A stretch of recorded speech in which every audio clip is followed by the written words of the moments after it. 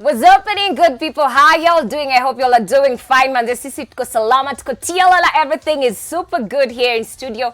Thank you for joining us again today. It's hashtag Tuesday Truths. Yani leo ni siku ile ya ukweli, ndo tunaongea ukweli, tunafungua raw. It's your girl Kush Tracy. And I'm a girl, Jackie Matubia. Hi everyone, my name is Nzula Makosi. Karibu sana Chatspot.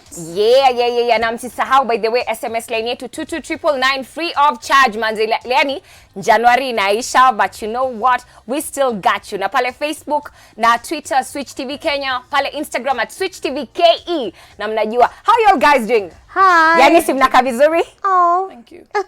Jackie. She's popping. She's popping. Let me tell you, you look so retro. Let me tell you, she looks so retro. You have this, there's a retro thing going on. I love the earrings. I love your watch. I love your bling bling. And most of all, I love your dress. And mama na wewe, leo me nail it. Hey, naka queen of You Toro. look like queen of the south, I'm telling you. And y'all know how we do. We always start off our show with the Pop Spot segment. Mali kuna moshene trends na kila kitu. So right about now, Pop Spot.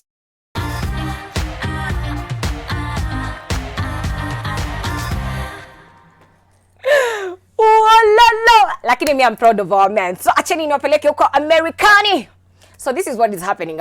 The men in New York wamesema wanataka baby changing tables in their restrooms. And I think this is apply mpaka Kenya. You know, this shows that the men out there, they're very ready to take care of their babies. Wamezoea kuchange diapers. To them, it's nothing. Unlike watu wengine tunajuanga pa Kenya wanaume, you cannot change a diaper. Yani these men are requesting they want baby changing tables kwa washroom za men. Yeah. Hiyo inaweza fanyika Kenya. Ladies, I think it should, although I don't think so many women trust men toilets with their kids, but I don't know. I usually admire watu kutoka West na wanaume kutoka West because they are they're outgoing and they don't really mind doing some of these duties huku tunaambiwa ni za wamama. Like for instance, mimi siwezi shangaa because I think if you go to many malls currently in the country, utapata kwa changing room ya wanawake tayari kukona those tables. Ama there's a washroom set aside for women with kids. So I think it's something that should be ventured into because again we are seeing our men who they're good men out there, ladies. Men who are willing and ready to take care of their babies. Yeah, you know, I think in Kenya also we need to implement this because we also have to check on the single parents when you're watoto wao wakiwa months old, and they also need to go out with their kids, and they don't have to leave their kids at home. They want also to maybe mtu penye yako cannot even afford a house help, so he will have to go to this restaurant with the kid. Pia there's a place of changing. Just unaona uweze shinda tena umekelea mtoto kwa nini watu wanakula na unatoa diaper. Also we need to consider that, but that's a good initiative. Kudos to those our zungu. They take care of those kids. I know. But the most important thing, thing of course is hygiene because you can have a changing table. Na hiyo choo haiendeki mtu wangu. Yes, but tena hiyo ndio tena. Hygiene is very important. So we move back to Kenya. Mnasema economy the country is not, we're not poor. You're the one who's poor. Economy ni wewe. So, research has it that Kenya is top 3 in Africa among the richest people in Kenya. Yeah, we are top 3 in Africa. As in 10% of the people, 9.8% in 2023 will have the highest number of people in Africa rich in Kenya, as in individuals in Nairobi. And Nairobi is the highest city in Africa that has the most richest people. Hata wamejaa. Wanasema hakuna space. Wanatuharibia city. Wanatuharibia city. And this thing, baby, it's very it's a mind-blowing thing because unajua pia huku Kenya tumelia sana about our economy nini. So the ranking places the countries in a high league where it trailed behind Nigeria. Actually Nigeria iko mbele yetu with 16.3% and Egypt 12.5%. Imagine tuko higher than Egypt. Imagine. But I don't think that is good news because if we have very few people who are rich concentrated in one city. That seriously tells you that there's an issue of, you know, the middle class ni kidogo, low class ni kidogo, wale elites ndio wengi. So wakati elites ni wengi na wenye hawana pesa ni kidogo, there's a problem. Yeah, if they're too concentrated in one city, yeah, they have the money, but is the money trickling down to the person who lives in the shanty house? No. But don't you see at least they are putting our flag high? They are somehow, but I don't but see at some point, Yeah. as in, considering the fact 50-50. Nairobi ni capital city. I know in Nairobi you can find anything you're looking for. So we are not even surprised, like, concentration imejaa huku But this hivi. money should spread, you know. Biashara probably, Yeah, it should spread to other investment hapa people. kule hapa kule. Yeah. They should create employment for the people down. Yes. Wajenge hizo malls wanajenga, wa create nini, wasifanye in between, Hiyo pesa, hiyo pesa circulate kabisa. Watu hata tukisema Kenya it's top 3, tunasema msi wetu wa mwisho haiwezi kosa $100 a day. Haiwezi kosa unga na chapati kwa siku, you know? Yeah. Anyway, moving on swiftly. Future. I think Future is the younger version of this guy we called Father Abraham. I've forgotten his name, the actor. But Future has Eddie Murphy. Yes. I think he's the younger version of Father Abraham. Future akona watoto kila kona. As in, this guy is a father to many. But that's not the problem here. Future was being interviewed on radio, and he spoke ill of his ex Ciara. Akasema Ciara is controlling the hubby. The hubby's name is Russell. She's controlling him. It's like she's sitting on him. The guy ni kama maziwa lala. Unajua venye wanawake sema umemkalia chapo. Yeah, and you know, guys went ham on him. And I agree with everyone who was going ham on him. Why? You separated with this woman. You share a 4-year-old son. Number one, I don't think it's prudent for you uende uko nje uanze kuongea vibaya juu ya mama ya mtoto wako. Na she's in a new relationship. She's found happiness with another guy simply because he's not being a bully like you. Simply because he's maybe a real man who's not going out there cheating. You say amekaliwa chapo. I think Future should just mind his own business, take care of his kid na asahau Ciara, because Ciara, I think she went through a lot. These guys were engaged. They were almost walking down the aisle, and then you discover this guy has baby mamas in every corner.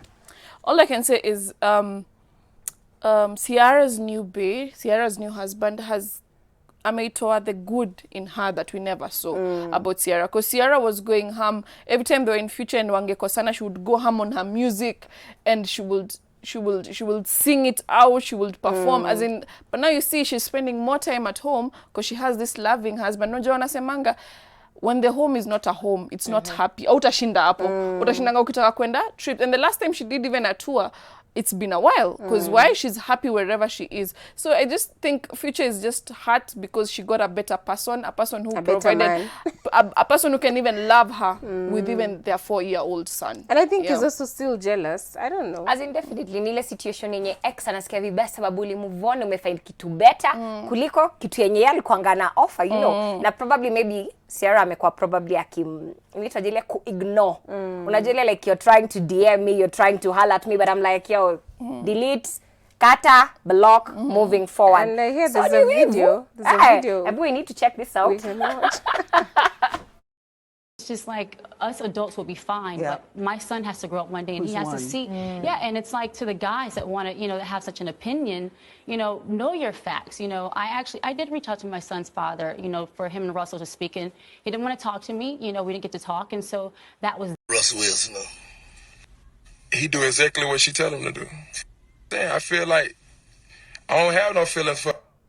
Yeah, you should mind your business. Yeah, mind you, why? Mbona unasema amekaliwa chapo na uishi now? I know. As in, just because the guy is not acting out, come on, as in tukue serious. Interesting. The guy is supporting. Now, we're going to Uganda. So, unajua, unlike Kenya, Uganda has a kingdom. Actually, it has several kingdoms, if I'm not wrong. And one of them is the Toro kingdom. And this is a kingdom that has been imekuwa in existence kwa miaka na vikaka. Okay? Now, Kingdom of Toro mfalme wao aliaga dunia miaka ya zamani, and then he left a very young widow who suffered with the kids because the kingdom wanted to take over in some way. Unajua ukiachwa kama widow na ni kwa kingdom, wale wazee wana feel ni kama they own the kingdom and they can be controlling. So this woman took care of her kids, and actually the son now is the king of Toro. And she has a daughter ambaye anajulikana kama Ruth Komuntale. Ruth Komuntale has been in social media. She's not a very strange person on social media. There's a time she was actually trending in 2013. She was married to a guy called Duke Christopher, and then they separated. So after separation, this guy ameenda kwa social media anasema msichana alikuwa na magonjwa, sijui akamwambukiza. You know the way you can separate with someone, kama tu venye this other guy Future is doing to Ciara. You start going online, you post, you know, private information about your love life. But finally, after so many years, 6 years down the line, apparently now the princess is getting married. And she's found the love of her life. And this time it's a guy from Uganda. His name is this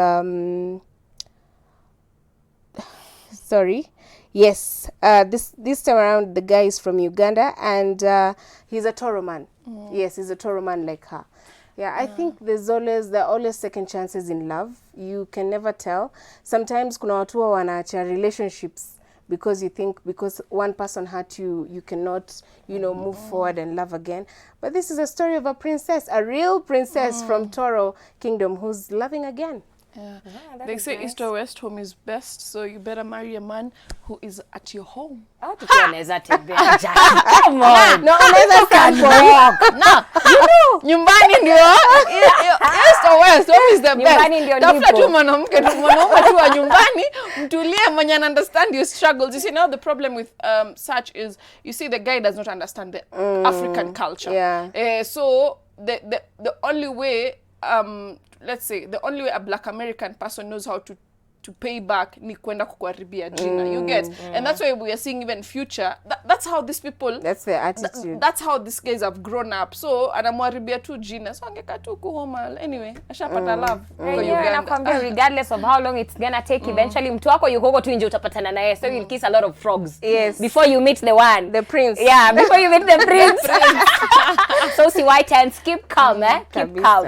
Yes, sawa, turudi bado huku nyumbani. Hey, okay, not actually nyumbani, everywhere in the world. So WhatsApp users are 1.5 billion users. Imagine kama mtu mmoja alikuwa anatoa tu bob. Kila siku. Anyway, so hao watu wa kuforward, mbona hii message mtu ana forward I love you alafu ana forward. Sasa mko hatarini kama uko na wasichana more than 5. Hiyo kuforward imefika mwisho. But let me ask, why do people forward? Why do you feel like you need to forward me a text? Okay, personally I think vitu zenye naweza forward ni kama information inahitaji kufikia watu kadhaa. But si ile unajua kunaweza kwa like venye nileza kwa hi, how you doing, like a text in the morning. Hi, how you doing? I hope I hope you're good. And then instead of ni text Jackie kitu different na mforwardia yako. Like unajua kuna venye msana angalia kwa like really as in you laziness, okay, you don't want to text. Copy and paste. Why don't you copy and just paste? Acha niwaambie. Maybe this is a married man. Ana akona haraka ya kuzima hiyo simu. So the best thing he will have to do is forward. Hiyo ndio kuliko kupaste, kucopy.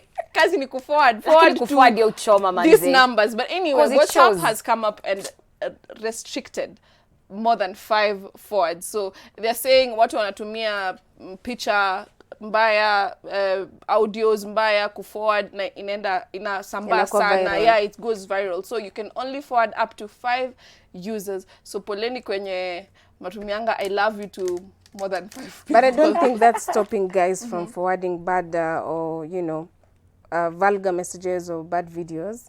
The only way maybe but they can itafikisha watu in a limit. In a limit wase, so itafikia watu wengi. But think about it. If a group has 215 people na umefuadia 5 groups, ushafikia masses. Kuna wale wanoma huo wana download and they, you know, they forward. Wana copy paste.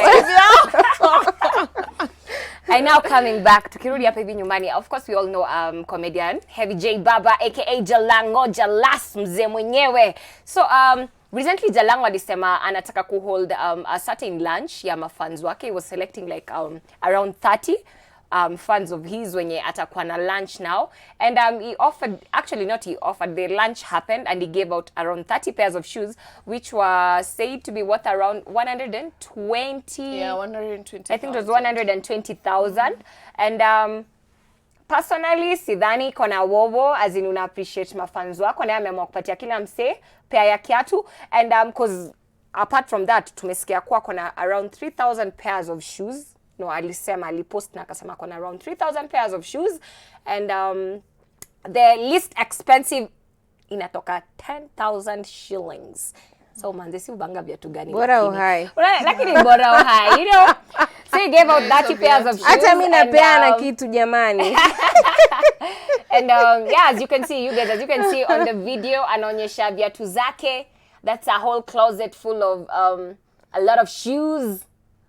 Okay.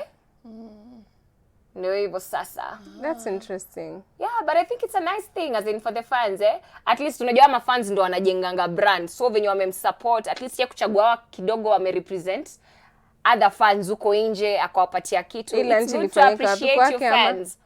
And I think it was in a hotel. Oh, it's a restaurant. I don't know which restaurant exactly, but yes. Hata mimi napeana vitu jamani. Wenye wanataka kupunguziwa mafuta. For free. For free. But that's a nice gesture. Jalango, he grew up without he grew up without shoes. The first time he wore shoes was using Form 1, and true to his word, by the way, he's very fascinated about shoes. If you go on his social media account like Instagram, he will always post about getting a new pair of shoes from different brands, and but you know, it's something he did not grow up with, and so we can't blame him, and it's a good gesture. Yeah, and I think it happens when you're growing up and there's something you lack. You'll always want to get that thing when you're all grown up. So I totally get him. Yeah. And I need to surprise you guys.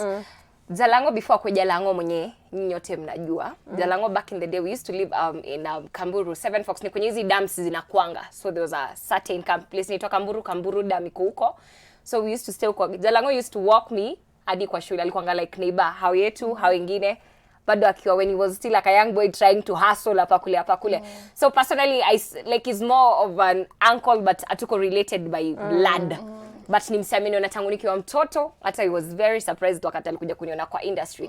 Anyway, it's something sati mimi ndio nimejiwekea. Uncle Jalas. Hata mimi sikuwa najua, niliambiwa na Madena yeye mwenyewe akaniambia nikiwa interview kwa radio station yenye ana host, akaniambia do you remember me walking you.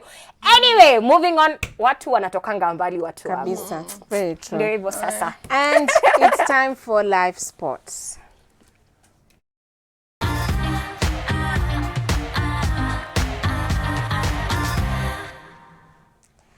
Now, in this day and age of Instagram, everyone is going all out, posting their relationship status, posting their loved ones. Hata wakikuwa wako kwa kitanda, tunaonyeshwa picha. Wakiwa wana swim, wako na simu zinaweza kuingia kwa maji. You know, everyone, they show you, even when they're kissing, they show you. And I find it strange. Maybe, I don't know, labda mimi ndo nimechapa. Why do you find it strange? Na ukienda kwa harusi, they kiss your bride. What are social media?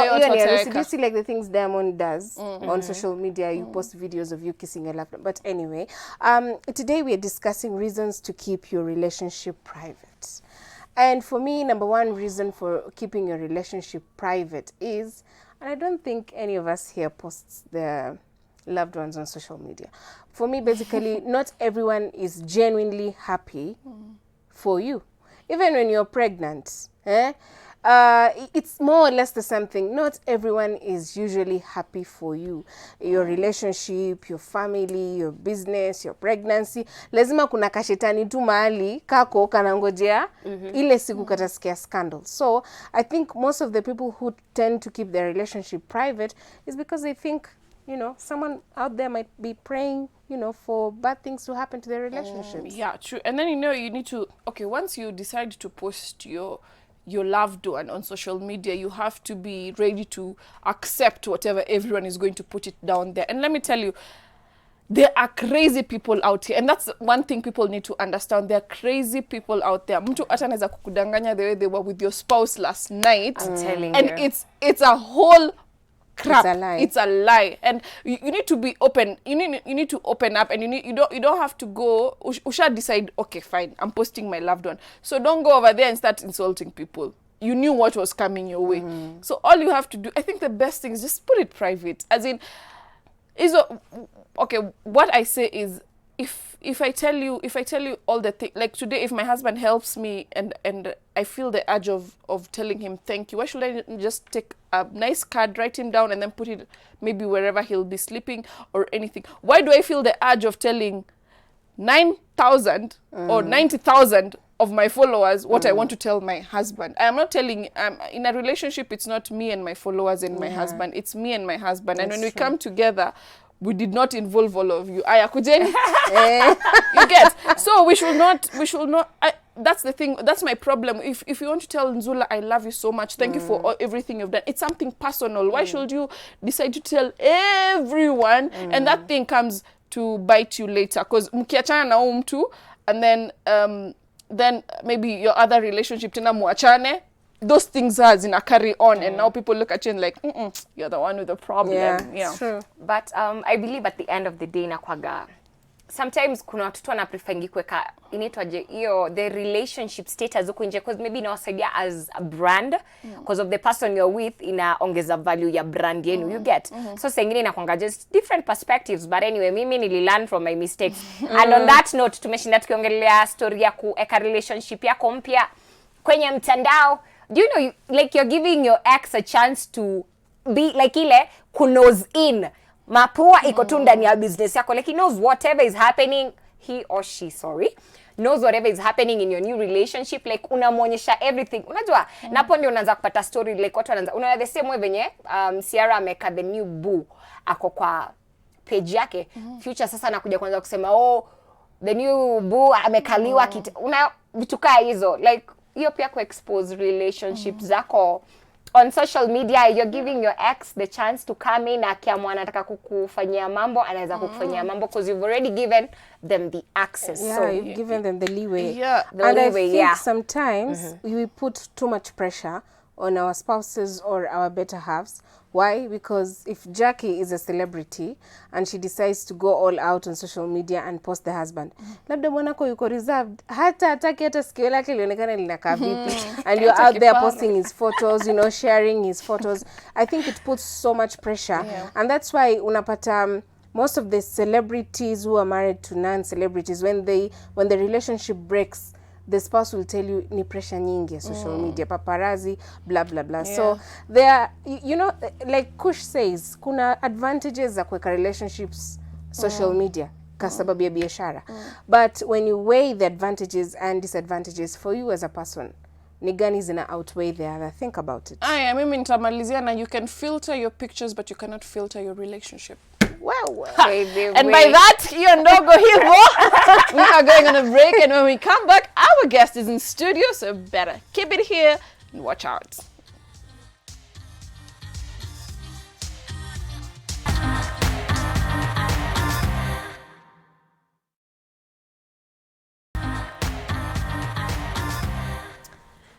And we are back. Our guest today is a Jackie of all trades. She goes by the name June Gachui. Hi. Gachui. Hi. How are you? Hi, everybody. Hi. How are you?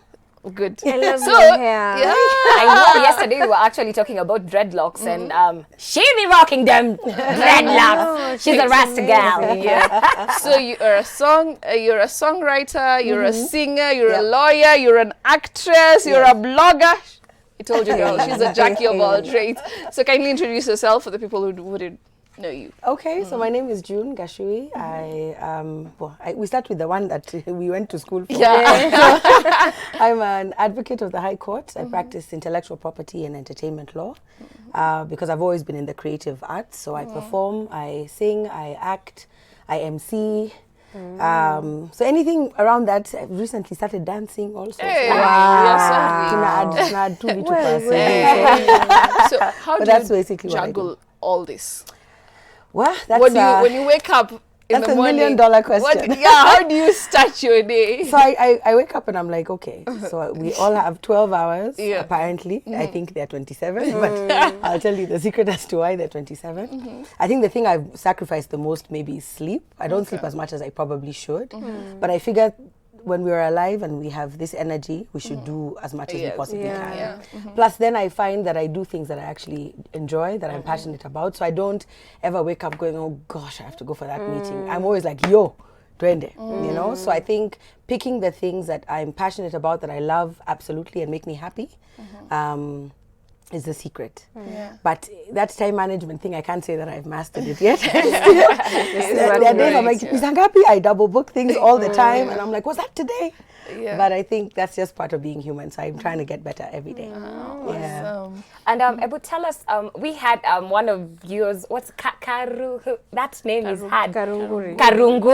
Karunguri was here. Okay. Karungari, the singer. Karungari, yeah. Karungari. That's a difficult name. Yeah. So tell us about the experience you had being part of the improvised stage comedy, because you said, It's Justin. Karunguru. Justin. I was looking for that Karunguru name. I'm like, Justo. There's another singer called Karungari, so that's why. Okay, yes. Justo. So we are part of a cast called Because You Said So, or BYSS for short, and we're 7 of us. And basically, a guy called Jason Runo, about 4.5 years ago, this year it'll be 5 in May. He just woke up one day and said, "Ebu, guys, come for coffee at Java." We went. Then he asked us, how do you think about doing a show where there's no script at all? So most of us have an acting background. We've acted on stage. You're given a script, you rehearse for 2 months, then you perform. Now he's like, there's no script. We're like, so now we'll be doing what? We'll just be sitting there. What are you saying? And he was like, no, let's see what happens. So we said, it sounds interesting. We should talk more about it. The next thing we saw was a poster. Show. But basically what we do is that we get on stage and the audience tells us what they want us to do. Wow. That's the best summary of it. So we have different segments, different games that we play. So now we'll say, okay, 2 of us here are radio show presenters. Okay, so somebody in the audience give us a topic.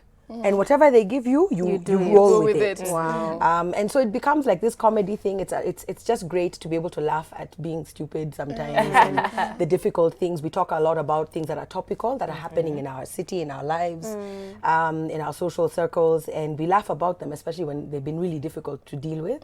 We try and find some humor. But that's basically it. So we have a show coming up on the 16th, so please come. Please come. Where is it happening? It's going to be at the Junction. Wow. At the Junction Mall on the 16th. It's a Saturday. Wow. So we do the show every 2 months. Wow. So if you can come, that'll be so cool. We'll definitely show I up. put you on stage. You want to come on It's very interesting that you asked them no script. Yeah, Most people are used to following a certain routine. So ukiambia msee ndio shikwa na ile blank moment umepatiwa ndio hiyo umerushiwa kitu alafu uko like they are men. But tulisikia mnapelekwa kwa nini Tuko na notikona mkono. Na zingine watu you finish your joke, guys are like Ati? No. And it happens to all of us. So at least once you get to the stool the first time, ukishatoka, you're like, it's okay then. You know, it's like a kid falling for the first time. Then they'll keep falling and it's fine. You know? So it's cool. It's fun. So a little bird somewhere whispered that you're multilingual. Yes. How many languages can you speak? Like properly, 3.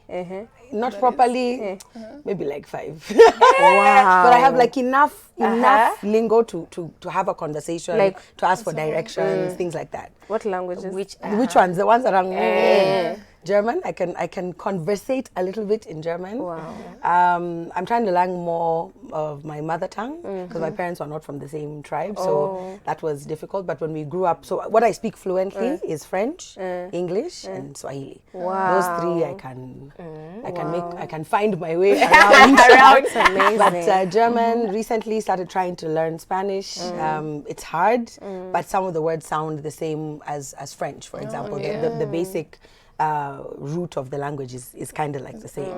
Yeah. And Mandarin. German I learned in school. Mandarin. What's that? Chinese.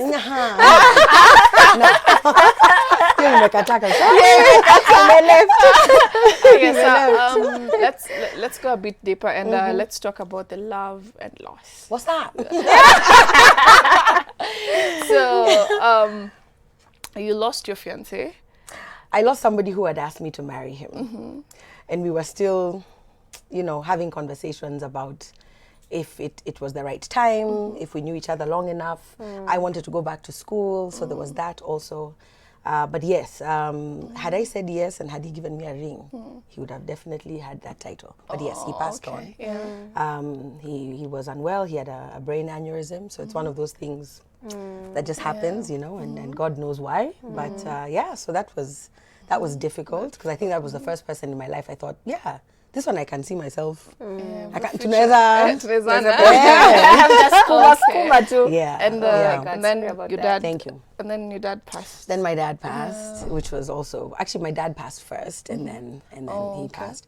So loss is something that I'm finding is the one thing we're guaranteed, unfortunately, and we're all going to go. You know, depending on what one believes and where we believe we're going, you almost have to not stress about it. You have to live your life to the extent where if you were to go tomorrow, you know, you don't have that many regrets, you know.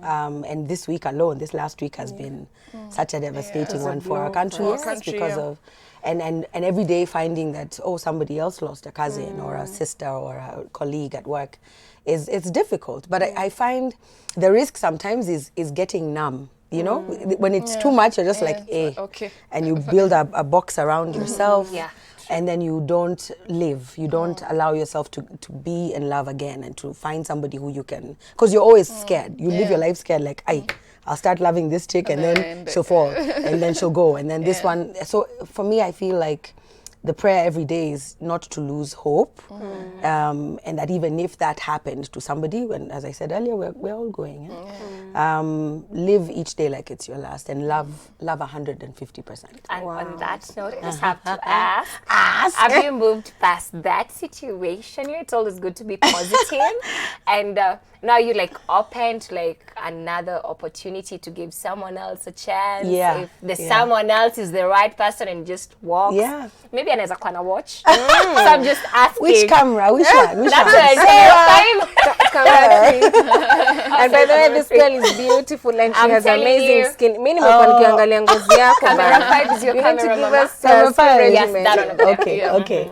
So yes, in answer to your question, I am completely open to love, to partnership, to doing life with somebody, and truthfully and honestly and happily. And I think I have a lot to give, and I've realized that we sometimes think we need certain things, and then we want certain things. And I've realized in life, those are not the same thing. Very true. You know, you might watch something and go, even me, I want that, but you don't necessarily need it. And that, as I get, we get more mature. We don't get old, we just get mature. We stay the same age from now on. So as I get more mature and I learn more things, I realize that I'm actually a very simple person. The things that make me happy are so few, but they are so simple that you can do them every day and we'll be okay. You know? They won't cost you money, just make me laugh. Like, just be a decent guy, make me laugh. You know, and we do simple things together. So yes, I'm completely open. Kuna mdau yuko hapa hivi kwetu, Ashasikia. uko chini, anasema manze anakucheck na ako willing. So, manze itabidi after 2 show, unajua mali utapatana naye, make sure umetegea tu hapa kwa stairs before I leave the premises. And on that note, it's never that. I'm happy at least watu wameweza kucheka. Sasa tumechapa serious.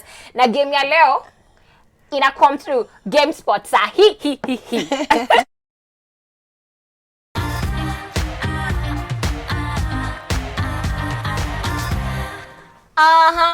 Kwenye shoe game, kwenye black and white. Cheki Jackie venye tumematch leo. It's all I got you, my sister. I got you. Queen of Toro. You know, yani wende ulikosa memo. Tulisema white na black, sema gold. Gold see white. No, I have to stand out. The You bling. know Okay, we are that. sorry, Queen of South. On that note, y'all know anytime nikitwanga shoe game inakuwaga tunakuwaga na kadango. Alafu kwenye kadango leo tunacheza Kiss Marry Friend Zone. So whatever name you pick utatuambia kama utakiss utamari ama uta friend zone. Alafu unatuambia why. Lazima the why, Lazima the why. So Who is starting? Me? Or you just pick 4 papers, then pass the shoe towards your right. 4. Yes. 3, and this one looks like it wants me. 4. Oops. I hope sitapata zile majina nilipata last time. Zako zinarudianga. Salalalala. Sema Destiny. Destiny. Hey. How many are they? How many are remaining? 2. Oh, Okay. 3. Aya mama, wewe ndio unatuanzishia. Sawa. Kiss, marry, friend zone, and why? Yeah, so do I have to say the name? Yes. Oh, Dibanj. Oh, I'm to the Baba. Okay. This one I think I'll kiss Baby, him. now me fall in love. Fall in love. Nitamukiza. Why? Because Crash. that's the beginning of any conversation. Not even Nothing friend else zone. can happen. Nothing else can happen. Akikosa kukiss vizuri, hatuwezi ongea. Umesikia zone. kama una tuna midomo ya friend zone, so tuanze kunywa na- vizuri una left group. Kabisa. You cannot survive here. It's so important. It's so important. Next. The next Niendelee? one. Yeah. Okay. Guys, Umecheck. Mwenye amenipea in friend zone. Ni nameless. David is my friend. Hatutaki waue alete drama. I would dadangu, so no. Nameless, you're my friend. Friend zone. Kabisa. Akizili But it's not nimepewa. because you're not hot. It's just yeah, niendelee. Endelea. Wow. Drake. Oh. Drake.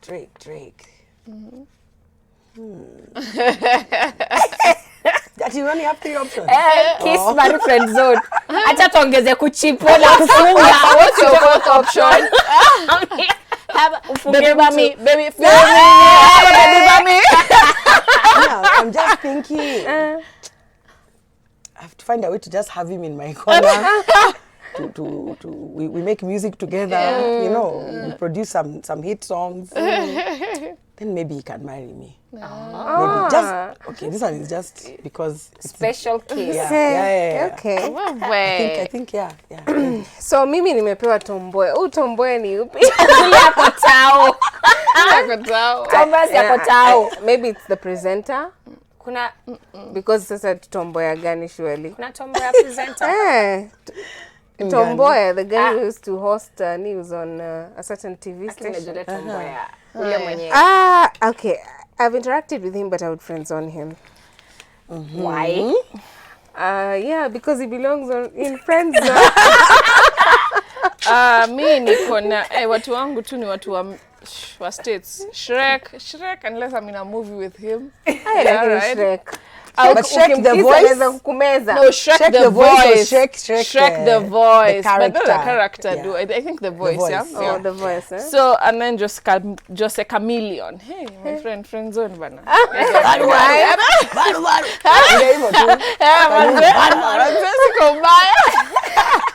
So I have Tom or Jerry. Oh. I think Jerry anakwanga tu ni mchiki. Utawezana Tom na Jerry. anakwanga fala. So I think I'll go with the cheeky one. Huyo anaweza jua kupiga hustle hapa kule kakinuka na tupate. Ni mjanja hiyo design. Okay, hata mimi nimepata mtu wa Uganda, Bobby Wine. Politician Bobby Wine. Politicians wanakuanga na mambo. I think for Bobby Wine and but your treat bibi yake poa. So probably I'd marry. Me, I got one. Na, Lola, I have an issue with you. Unaweza nipeaje Donald Trump? Wacha niwaambie ningekuwa baby bummy, baby feel me. Baby nachop hizo pesa zake vibaya sana. Donald Trump. So a baby by him. I'd friend zone him. As in, I can too close by, just in case I need favors. Mama. Nisome ile ya mwisho. Okay, ya mwisho. This Homer Simpson. Homer, my goodness. I would not marry Homer. I would not kiss him.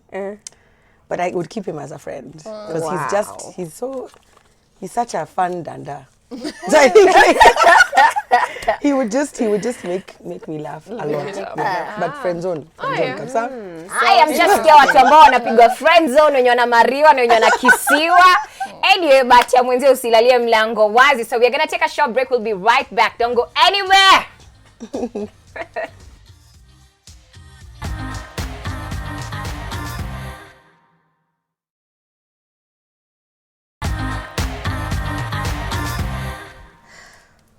Welcome back to Chatspot, and of course, tuko na Gachui in studio. She's interesting. I love her hair. I love her skin. I think after show nitamuona kando anipatie tule tu tips tupoa tongozi. But anyway, we're checking your feedback, and you can always talk to us via SMS 22999. You can talk to us via Facebook and Twitter, Switch TV Kenya, and of course on Instagram, Switch TV KE.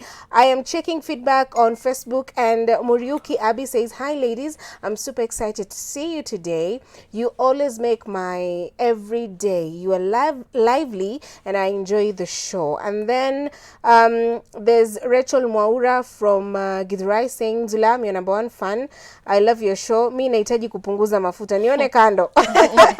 There's Teresia Wanjiru asking, "Hi ladies, watching from Gatundu. Kindly ask June what her favorite venue to perform is."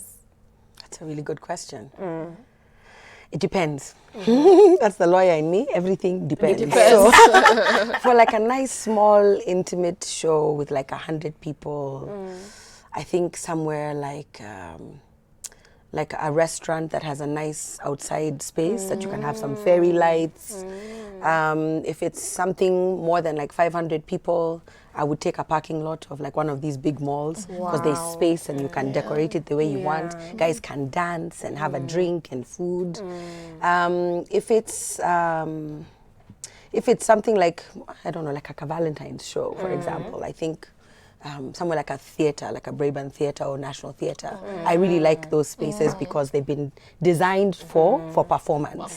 So the acoustics are good, you sound good, you look good, the lights are nice, but you're not too far from your audience, so they can reach you and they can connect. Wow. So I hope that answers you. There's one Iman James asking, kindly ask her if jazz is a culture or subculture, and why. You sing jazz? I do. That's Do you one sing of the any other genres. genre? Yes, I do.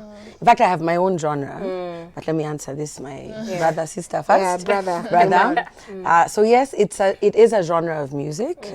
Jazz is one of the oldest forms of music that has come across the ocean from the West. But it was an interpretive style which allowed musicians of the day to just express themselves differently. So you go from classical music, which is, very like opera music and things like that. A lot of us studied that when we were studying music. And then jazz was the freedom to interpret this particular song the way you want. So the timing of jazz was a bit freer. You didn't have to stick to 1 to 4, 1 to 4 like this. You could actually free yourself. So it's not the only genre that I perform. It's one of the first ones I had to learn because that's what a lot of our clients wanted. We're having a nice cocktail, we want some jazz music. So you go and learn it so that you can get the job and you can sing it. But then you find that because of the skill and the language of jazz music, you start to implement it in some of your own styles. So my genre, as June, I call it nyami music because it just makes you feel nyami. Kuna kabonuku. It's just everything. So it could be rock, it could be soul, it could be neo soul, it could be R&B, it could be anything really. But just because of the way the lyrics and the beat makes you feel, we call it nyami music. So I hope that helps. Amazing. Nyami. Niko pale kwenye SMS na kuna Iman from Mombasa anasema, ask her what's the funniest thing she has found in her bag. I don't know if I can say it. Sema tu. That's your serious. Nione kando. Slide into the DM. However, there are many things I find in my bag. It's like somebody else put them there. Somebody else who may have been helping me carry my bag. But I mean, I found everything from like food. I found somebody else's shoes. How did that get in there? Just don't even sahi ukiona bag yangu sahi, you'll understand. There's a Rosa anasema, June, you're such an inspiration. Nakupenda sana. Asante. Toronto from Dandora amesema loving the show, y'all are looking awesome. June manze umenibamba mbaya. Yes. Yes. Thank you, Toronto. Sweet, best tupatie that nyami. Nyami feel. Nyami feel. Akanyami feel. Yes. Nyami feel. Wako tayari? Itabidi. Huyu Dandora atafika. So this is one of the songs off of my album. Wow. It's called Everything Is Fine.